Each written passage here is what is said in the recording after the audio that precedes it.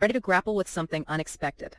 Today, we're diving into the wild world of bear wrestling. You heard right, bear wrestling. Humans in a ring taking on actual bears. It sounds crazy, I know, but this bizarre sport has a surprisingly long history. And we're going to unpack it all. From the dusty saloons in the Wild West to the, well, even dustier arenas of ancient times. Stick with us, it gets fascinating. It really does. We've got some intriguing sources for this deep dive. A HistoryLink.org article about a wrestler who toured with his bears back in the 1930s, Mervyn the Bearman Barackman. And a surprisingly nuanced Reddit thread debating whether a human could ever actually win a wrestling match against a bear. But before we get into the nitty-gritty of whether you could take on a grizzly, let's rewind. Way back. When did this whole bear wrestling thing even start? Picture this. Dusty saloons, rough and tumble crowds, a spectacle that was as much about brute force as it was about entertainment. But the roots of bear wrestling actually go back even further, even as far back as ancient times. Okay, so gladiators and lions, I get it. But bears, how did that become, like, a thing? Well, the popularity of bear wrestling really took off alongside the rise of Greco-Roman wrestling.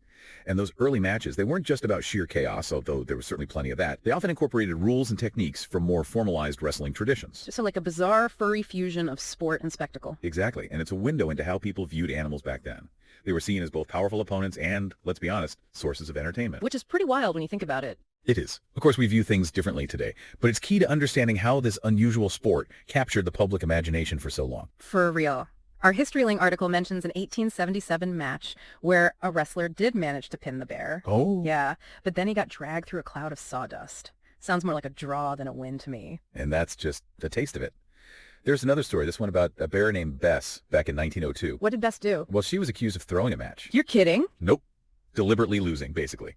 Which, I don't know about you, but it makes me wonder how much of this was about the bear's will versus human manipulation. It's both comical and a little heartbreaking, you know? Like, we're sitting here laughing about these stories, but you have to think about how these animals were treated. Absolutely. It's a stark reminder of how far we've come in recognizing animal intelligence and advocating for their welfare.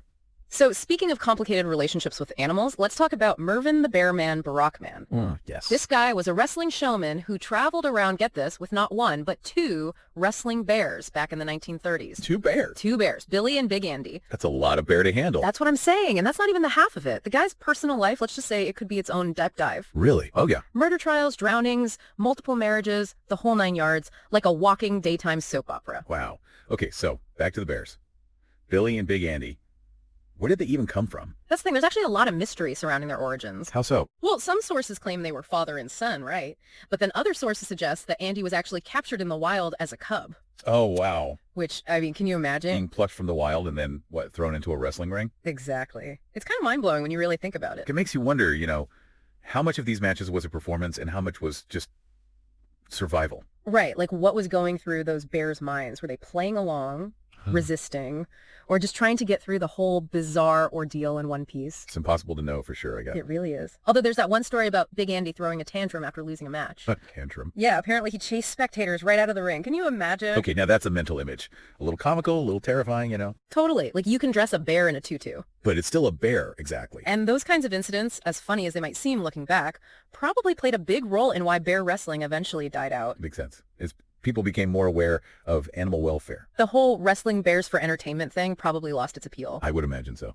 So we've talked about the history of bear wrestling. The costumes. The questionable ethics. The drama. But let's be honest. You want to know if you could take a bear in a fight? Okay, maybe just a little. We did find that Reddit thread. Right, debating that very question. And the range of opinions, wow. From I could take a bear down with one punch. To, let's just say, a healthy dose of realism. What's the expert take?